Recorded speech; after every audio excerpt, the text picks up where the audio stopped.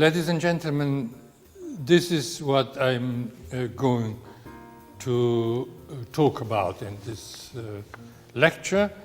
I am not the only philosopher dealing with global challenges, in my case with nuclear weapons and climate change, but the systematic way I'm doing so is, let's say, my personal contribution to a theory of contemporary world as, I would say, the world after modernity. So you find these thoughts only in my own publications and only in fragmentarily in other in literature written by other authors. Global, and to be more clear, I add global lethal challenges are not, as you may think, an array of things. The global and lethal and not the what you think, what you have in mind in the colloquial sense. If you hear the word global challenge. The starting point is a conceptual definition. Global challenges are, for me, lethal, physical, and man-made anthropogenic threats that can hit everybody on Earth. We are potentially all victims, first part of the definition.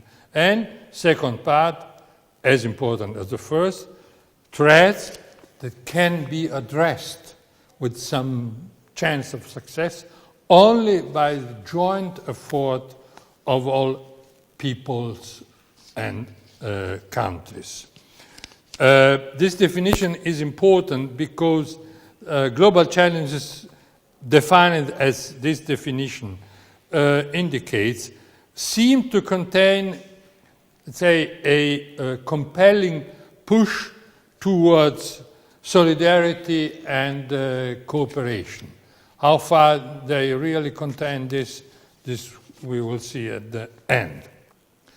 If you define global challenges in the narrow sense that I'm using, poverty, AIDS, famine, water shortage, and other items that often run under the heading of global challenges are no global challenges in the sense that they are non-lethal for individuals and civilization, or that they don't hit everybody in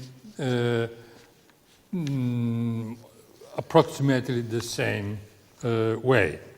A word on the word lethal.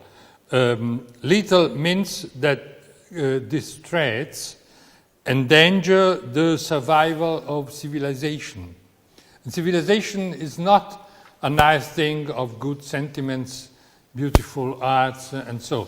Civilization is understood in this case as the material basis of the existence of the human race on this planet, which is different from cats or dogs or snakes who don't need any civilization. So this is the sense of lethal, not so much the termination of the biological existence of humankind, which could be, in an extreme case, possible under a all-out, as the outcome of an all-out nuclear war. For this definition, we only have two empirical matches. A third item, that is biotechnology, is under scrutiny, and we don't have enough scientific evidence to talk about it as a global challenge. The first match is the existence of nuclear weapons.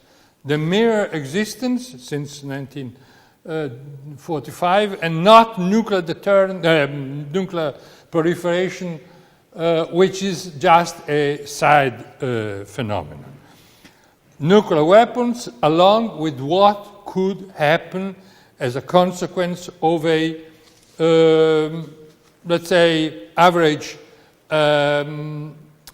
nuclear war in which at least 100 megatons are exploded. That is the phenomenon of nuclear winter, which would mean a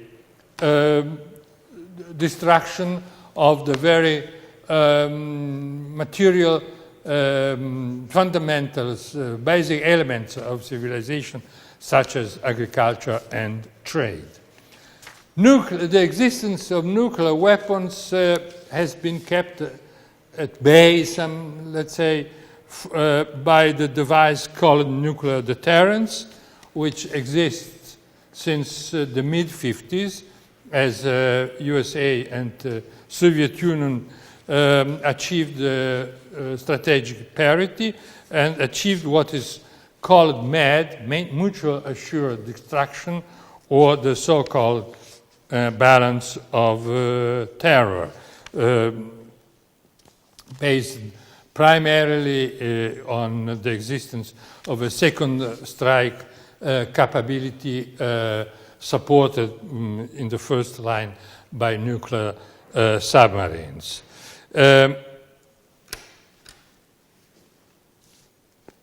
Deterrence is a nice thing. It has kept nuclear weapons from exploding for the past 50 years, but is not stable enough on the long run. I don't think that we can entrust the future existence of our race and of our civilization to nuclear deterrence, because it's like, to borrow this example, this cynical joke from Thomas Schelling, it's just like a guy who, after just one round of Russian roulette, says to his or her friends, well, it isn't that dangerous after all. Huh? I don't think that the humankind can be so irresponsible to believe that nuclear deterrence will be, let's say, eternal. And this is the first nuclear challenge. The second will come up in the next video.